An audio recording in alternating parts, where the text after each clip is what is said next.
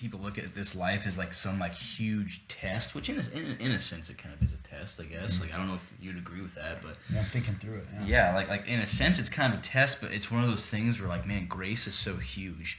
Like if you believe you're gonna change, and like, you know, the inside is gonna take longer. Wait, no, I think I got that mixed around. The outside is gonna be, you know, that same person you were for a while, but the inside is getting worked on, and like that's what God sees. God sees the heart.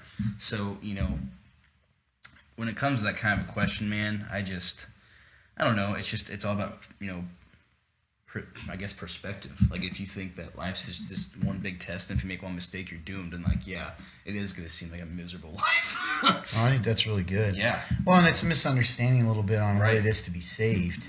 For because sure. it's not. You can't lose it. Yeah, and it's not this tally mark of which things at the end of life is going to have more and more sin or more, you know, good things, because that's not the gospel. The gospel is like if you were to go by that, you're clearly you're gonna be judged because one sin is, you know, sin leads to death, and we've all sinned and fallen short of the glory of God. I think it's one of those things, you hit the nail on the head. God doesn't send anyone to hell. People choose it. That's right. And the way that we've talked about this before, a picture that I kind of got and we've thought through is if a building is on fire and God is in there saying, hey, I've got the way out of here and the way to life, and it's through this door, and you stubbornly refuse because you don't want to go out that door and you want to try to make your own way, and so you stay in there and you chip away at the walls that aren't going to go anywhere and you burn and die. That isn't his fault. Nope. He didn't send you there.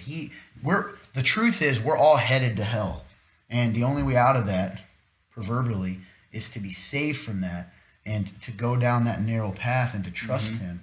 And if people don't do that, you know, that's them. And John 3:17, for God did not send his son in the world to condemn the world, but everyone might be saved through him, you know. And that's the heart of God. For God so loved the world, right, that he sent his only begotten son, that those who believe in him would not perish but have everlasting life.